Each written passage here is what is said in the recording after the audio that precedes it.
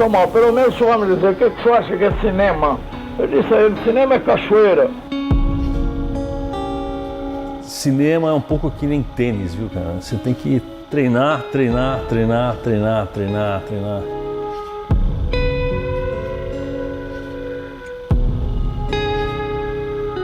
E o cinema no mundo moderno, é a espinha dorsal da cultura.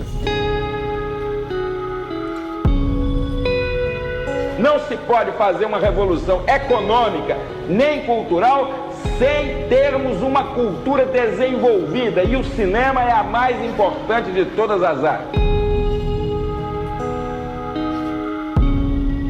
O que eu faço já é cultura popular. Eu ajudo a cultura e muito, porque os impostos que eu pago, o governo distribui.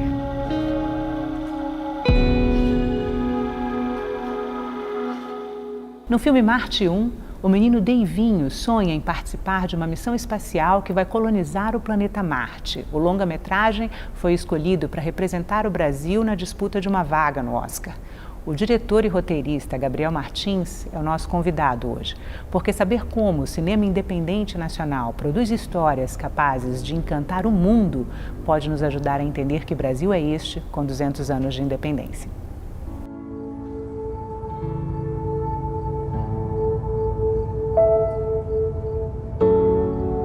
Meu sonho é virar astrofísico e participar de uma missão Marte 1. Sabia que você acha besteira, Nobre? Não, Deivinho, não acho. É lindo. Um sonho lindo. Gabriel, seja bem-vindo, uma alegria poder falar com você. Eu achei o filme lindo, vocês estão de parabéns, é um trabalho maravilhoso. Obrigado, prazer. O filme participou do Festival de Sundance, um festival super importante do cinema independente. Ganhou o prêmio do júri, né, de melhor longa pelo júri no Festival de Gramado. Gabriel Martins por Marte 1. Está encantando público e crítica no circuito de festivais e nas salas de cinema, né? Que Brasil é este que você está mostrando para o mundo com Marte 1? Eu acho que o Brasil do Marte 1 é um Brasil de uma classe trabalhadora que sonha, que ousa em sonhar, que mesmo com as dificuldades do dia a dia, sempre se mantém aí correndo atrás, né? É também sobre uma família real, e o que que isso significa? Uma família que tem problemas, uma família que não é representada no filme só por seus virtuosismos, mas também por questões que eles ainda têm a superar, né? Cada um individualmente, mas também coletivamente. Mas, acima de tudo, pensar que é uma família genuinamente brasileira, que tem relações com a cidade, com o cotidiano, são afetadas pelas coisas que acontecem no país e que, principalmente diante de um filme como esse, né, que fala para o olhar além, é um convite, né? Marte 1 é um convite para esses personagens e os espectadores do filme poderem pensar o nosso país, nossa existência de uma forma mais profunda, mais complexa e com mais empatia. O Deivinho, o seu menino no filme, ele tem um sonho ambicioso, né, de ser astrofísico e participar de uma missão para colonizar Marte. O que tem de você nele? Muita coisa, né? Eu era um garoto de periferia, eu cresci na região do bairro Milanês, que é uma região periférica da cidade de Contagem, região metropolitana de Belo Horizonte, e eu cresci com o sonho de fazer cinema, mas sem sequer ter uma sala de cinema perto da minha casa, né? Quando você sonhou em ser cineasta, você já tinha ido ao cinema? Já tinha visto filmes assim, mas eles não estavam... tanto salas de cinema não eram tão próximas da minha casa, mas mais que isso, cursos de cinema, né? Formas de acessar esse saber, né? Esse conhecimento para, de fato, como que se faz um filme? Não era tão próximo, assim. E também não fazia parte da minha realidade sonhar que eu poderia, de fato, trabalhar com isso, né? Não conhecia ninguém que trabalhava com isso. Então, de alguma forma, o sonho do Deivinho está incrustado na minha história de vida, porque eu era esse garoto que sonhava um sonho que naquele momento poderia parecer certamente impossível. E esse garoto, ele está numa família muito amorosa. O filme foi feito durante as eleições de 2018, não é isso? Mas ele é absolutamente atemporal. Ele mostra As dificuldades de fechar a conta as contas no final do mês, mas os filhos se encaminhando para um destino muito diferente dos pais em função da educação.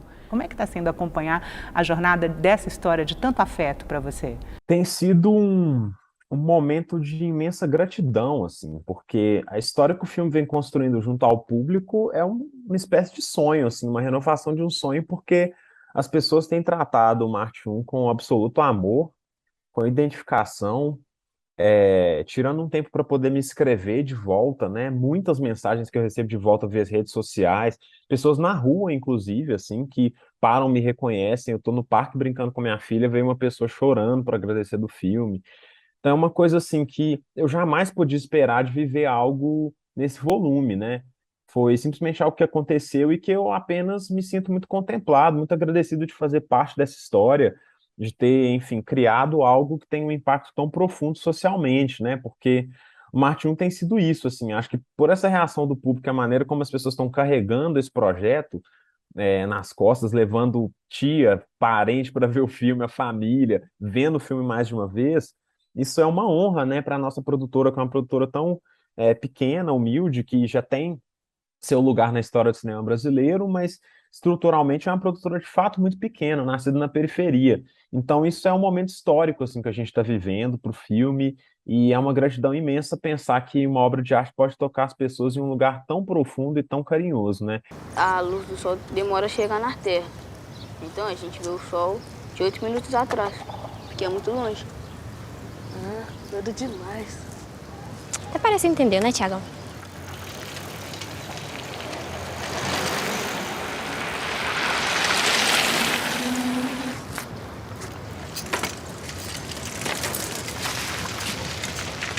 Eu acho que a gente está precisando disso, está precisando desse afeto, desse amor, depois de viver tempos tão difíceis no Brasil, né? Politicamente, com a pandemia, com tudo que a gente viveu, eu acho que a gente está precisando ter um pouco mais de afeto, um pouco mais de empatia, né? E o Marte 1 tem trazido isso para nós, para a gente que fez o filme, e entre as pessoas também, porque as pessoas não vêm falar só comigo, elas comunicam entre si, né? Pessoas que ligam para um parente para falar, nossa, você precisa ver esse filme. Isso é muito mágico, assim, eu fico muito agradecido.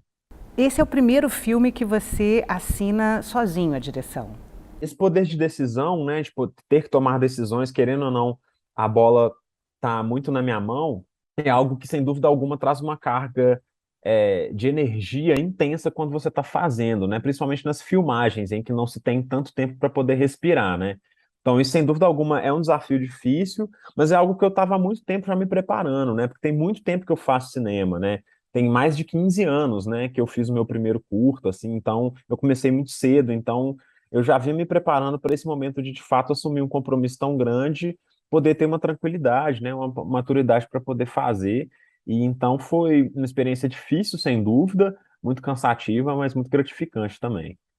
E como é que foi viabilizar esse filme? Ele foi feito a partir de um edital para cineastas negros, não foi? Esse projeto, né, eu começo a escrever em 2014, 2015, para inscrever nesse edital, que foi chamado de Longa Afirmativo, através do Ministério da Cultura, e que foi a primeira e, infelizmente, única edição, especificamente desse edital, que premiou 3 filmes, né, sendo o Marte um deles, e foi isso, esse foi o dinheiro principal do filme, que foi a quantia principal para a gente poder executar o trabalho. Na etapa final, a gente teve um apoio do Canal Brasil, que entrou para ajudar na finalização, e, enfim, e virou essa parceria. Mas foi um filme quase que integralmente viabilizado por esse edital do Ministério da Cultura, muito importante, fundamental, uma conquista histórica, né, do movimento negro, de vários artistas e cineastas que vieram, inclusive, antes de mim, que estão lutando há muito tempo para ter políticas desse tipo, e felizmente o Marte 1 pôde colher esses frutos e está agora tentando replicar, né, multiplicar isso. E qual que é a importância dessas políticas públicas que viabilizam a produção do cinema independente hoje? Elas são fundamentais, né? Eu acho que são fundamentais porque elas garantem que o artista brasileiro tenha uma integridade, né? Ele possa viver, alguém que vem de uma origem como eu, periférica, uma pessoa negra que criou uma produtora no seu bairro, né, em Contagem.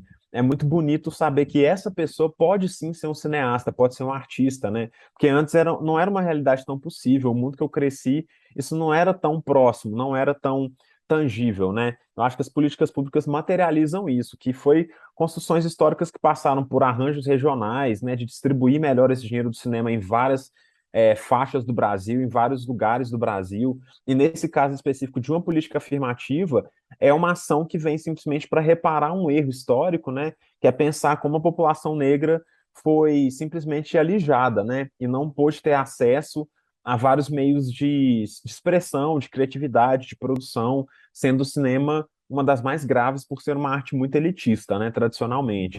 Então, Muito editais cara, como né? esse, sim, muito cara, com certeza. Então, são orçamentos muito grandes para fazer uma produção desse porte, que emprega, né, várias pessoas. Um filme como Marte 1 empregou, direto e indiretamente, mais de 200, 300 pessoas na sua produção. Então, acho que essa é a importância, né, fazer essa produção ser viva, porque muitas pessoas acreditam que, talvez a produção, a iniciativa privada seja uma solução, mas não é, né? Porque não cabe todo mundo na iniciativa privada. Os streamings, os canais, claro, podem sim fazer filmes e devem fazer filmes aqui, mas isso não cabe todas as pessoas no Brasil que estão querendo se expressar, estão querendo colocar suas ideias em prática, né? Então, por isso a importância das políticas públicas. E você falou que foi um edital para cineastas negros, né, que fazia parte de uma política de ações afirmativas, e o elenco principal, ele é todo negro. E o racismo, ele não é uma questão central no filme. Ele é uma questão periférica, né? Sim. Assim, como foi essa escolha?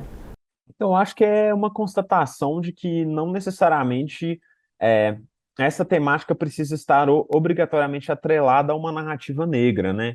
Que todos os filmes que tenham pessoas negras vão ter que relatar casos de racismo ou falar sobre esse lugar de exclusão, por mais que, obviamente, ele faça parte da cultura, da sociedade, da forma como a gente organiza, e é preciso combatê-lo. E se combate, obviamente, falando sobre ele, mas também, né, só de a gente representar uma família negra vivendo uma vida comum, vivendo uma vida em que eles têm problemas que estão para além de questões só ligadas à cor que eles têm, né, à cor que eles nasceram. Eu acho que a gente, inclusive, amplifica a existência desses personagens, né? A gente humaniza eles de formas complexas, assim, e dizem que eles são muitas coisas, né? Eu tô simplesmente sendo honesto com uma história que é a minha, né? Que eu sou de uma família negra, eu sou uma pessoa negra, enfim, sempre, não é todos os dias da minha vida necessariamente que eu estou passando por situações de racismo, e tem outras coisas da minha vida que estão para além de questões de racismo. Então, é muito importante falar sobre essas coisas e trazer elas também em tela, mas não é só isso que a gente é, né? A gente é muita coisa, e o Marte 1 está representando várias dessas coisas. Numa das entrevistas de divulgação do filme, você fala das várias identidades brasileiras, né, mostradas na história, né? Que identidades são essas?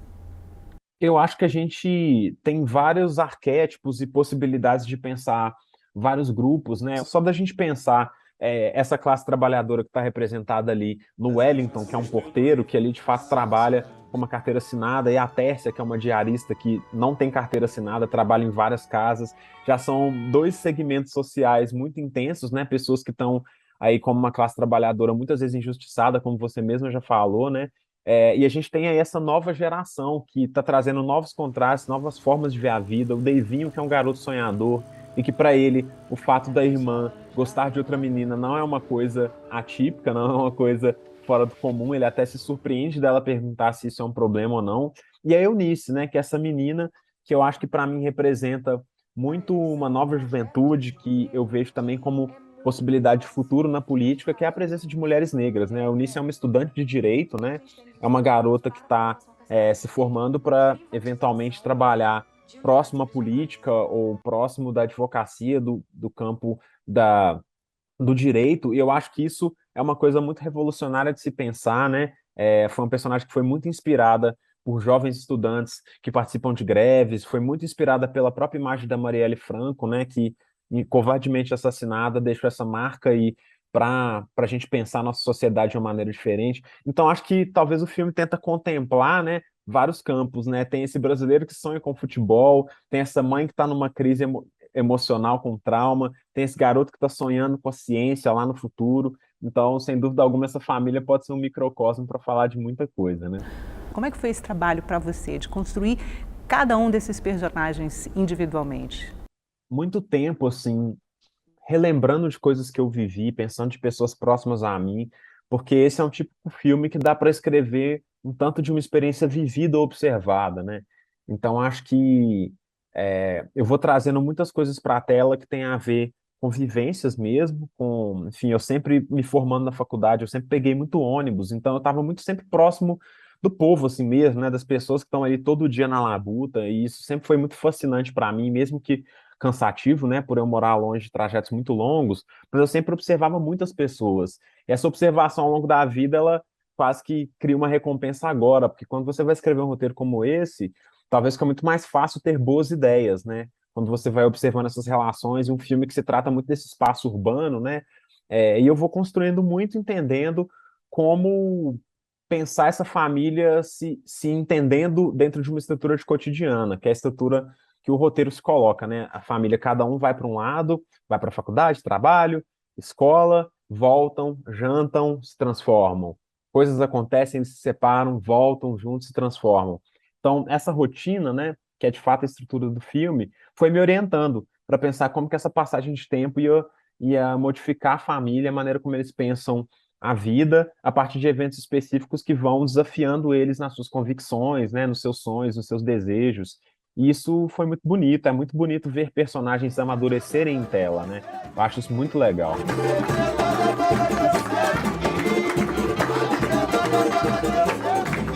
Você diz em várias entrevistas que você abordou o alcoolismo inspirado na sua história familiar. E mesmo o alcoolismo, ele foi tratado no filme com muita delicadeza e sem violência, né? Como é que foi para você fazer essa parte da história? É uma parte muito importante da vida do Wellington, né, o personagem do pai. É algo que eu tenho na minha família, mais de uma pessoa, então eu já fui, há mais de 10 anos que eu já fui em reuniões de AA, né, reuniões que são possíveis para familiares, né, participarem, né, e eu sempre aprendi muito, eu sempre achei muito fascinante as pessoas ali presentes, os próprios formatos da reunião, a maneira como a transformação ocorre ali, né, e eu sempre quis trazer isso para um filme, assim. Então, essa parte do respeito vem também de muito diálogo, né? Porque as pessoas que estão ali são pessoas que me conhecem, né? Antes do filme, bem antes do filme, há mais de 10 anos, né? Então, tem pessoas que estão ali que são amigos muito próximos do meu pai, pessoas que têm uma relação muito forte, que já estão dentro da minha casa, que, enfim. As pessoas que participaram do filme, aquelas cenas específicas, sim, são amigos da família, são frequentadores do AA? Sim. Pessoas que toparam ali participar, né? Porque, claro, o AA também é um programa que envolve o anonimato para muita gente, então nem todo mundo também está disposto a se colocar, mas muitas pessoas, como meu próprio pai, né, tem essa identidade como algo aberto, ele não tem vergonha de falar isso, e é um processo muito bonito, porque de fato fez muita diferença para a vida da minha família, né? E eu acho que me parecia uma narrativa muito importante trazer para esse personagem, porque eu acho que é algo legal, eu nunca tinha visto representado dessa forma em um filme de ficção, por mais que o AA está presente em muitos filmes de ficção, mas no Brasil nem tanto. Então, enfim, era isso, era algo natural, né? Nesse caso, eu não fui buscar algo que estava longe de mim, eu simplesmente retratei algo que estava bem perto, né? E como é que foi a seleção desse elenco, que está tão entrosado no filme? Isso é muito visível para quem está assistindo, né? Assim, que é uma família ali, né? Virou uma família. Os atores que fazem os pais, né? Que é a Rejane Faria e o Carlos Francisco, a gente já trabalha junto há mais tempo, né? Eles já tinham feito os papéis em outros filmes meus, curtas-metragens. Rejane, desde o Marte 1, já fez um monte de outras coisas, mesmo antes do filme ser lançado, ela já está agora em um monte de série, várias coisas. Então, são dois atores que são basicamente família, assim, para mim, muito próximos, então fazia muito sentido eles fazerem. A Rejane trouxe a Camila, porque a Camila tinha feito um pequeno papel em um filme que a Rejane participou, e ela achou a Camila muito interessante, então ela traz a Camila para o filme. E o Cícero, a gente descobriu numa roda de samba de BH. O Cícero é percussionista profissional. Lá atrás, quando ele tinha 12 anos, né, ele já tocava junto com o pai dele chama Dé Lucas, é um músico bem conhecido aqui em Belo Horizonte, e eles sempre tocaram juntos. Eu vi o Cícero, né, minha companheira, Rimena, que é diretora de arte do filme também, viu o Cícero e pontuou que ele tinha a cara do Deivinho, e de fato tinha a cara do personagem que naquele momento estava no roteiro, né? Então eu fiz contato com os pais do Cícero, mantive contato ao longo, isso foi 2 anos antes de filmar, e aí quando chegou a hora o Cícero estava pronto, o Cícero era perfeito, e somou essa família. Então foi muito natural o processo de construção, eles foram chegando, foram se encontrando e deram muito certo, né? Eu queria te pedir para contar a história da sua produtora, a Filmes de Plástico. Sim, a Filmes de Plástico, ela basicamente surge no encontro meu e do Maurílio, né? O Maurílio Martins, que é meu sócio, a gente foi da mesma sala na faculdade, a gente entrou na faculdade em 2006. Coincidentemente, a gente cresceu no mesmo bairro, mas a gente nunca tinha se encontrado até esse dia, no primeiro dia de aula, que a gente caiu, por acaso, na mesma sala, mesmo tendo uma diferença de idade. O Maurílio é 10 anos mais velho do que eu. Então a gente teve esse encontro muito mágico e ficamos muito amigos, passamos a frequentar a casa um do outro. Eu já conhecia o André Novaes Oliveira e o Thiago Macedo, que os dois estudaram na Escola Livre de Cinema, que é um curso técnico que eu fiz antes da faculdade. Então já eram meus amigos os dois, e quando eu e Maurílio a gente decide começar a fazer algo que poderia ter um nome, né, que seria uma produtora na época, que contemplasse esse nosso encontro, imediatamente o André já se aproximou. O André também era de Contagem, foi uma boa coincidência, assim, e o Thiago depois se juntou a nós três como um produtor para poder organizar isso melhor. Então a produtora oficialmente a gente começa a assinar os filmes em 2009, como Filmes de Plástico. O primeiro filme é um curta-metragem que chama Filme de Sábado, que eu dirigi. E desde então a gente seguiu fazendo filmes, praticamente um filme por ano, muitas vezes mais de um filme por ano, 2 filmes. Aos poucos os filmes foram alcançando vários lugares, assim. Já foram para festivais internacionais, já foram para Cannes. Isso. Festivais nacionais importantes como Tiradentes, Brasília, Gramado, mas também Festival de Cannes, Festival de Locarno, Festival de Sundance. O Marte 1 é o nosso 5º longa-metragem a ser lançado numa sala de cinema, né? E temos mais de 15 curtas já feitos, circularam em vários lugares, premiados. Então a gente tem uma carreira assim bem feliz, né? De 13 anos de produtora e com muito êxito, assim, que a gente é muito orgulhoso.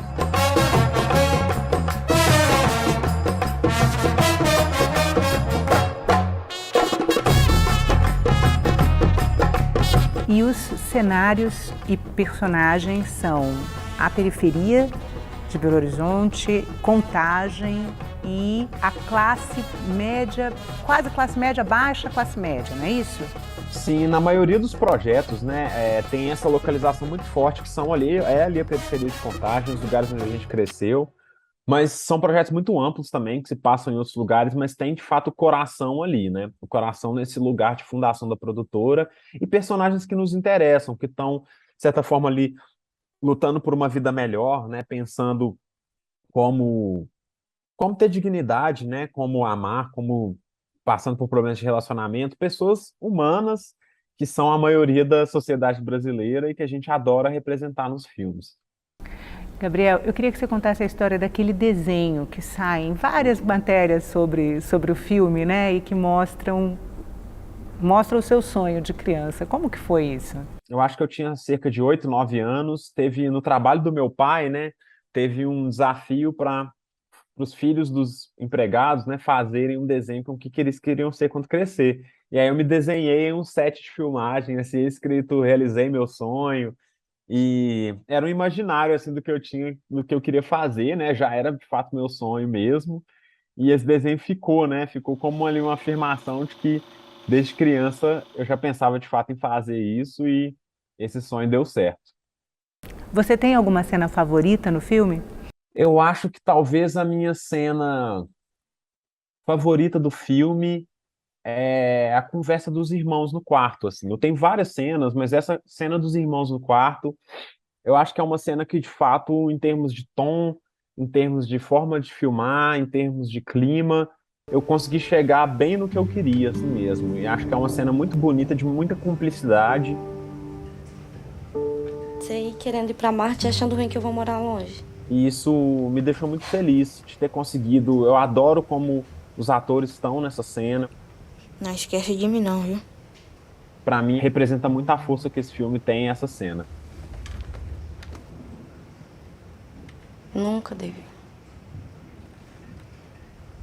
Gabriel, muito obrigada pela entrevista. Parabéns, o filme é maravilhoso, encantador. Eu espero que tenha muito sucesso mais ainda pela frente. Massa, muito obrigado, valeu. E como é que faz para participar disso aí? Custa caro? milhões de dólares, pai.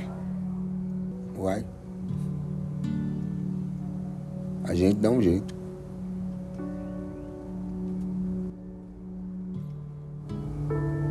E a mãe dormiu.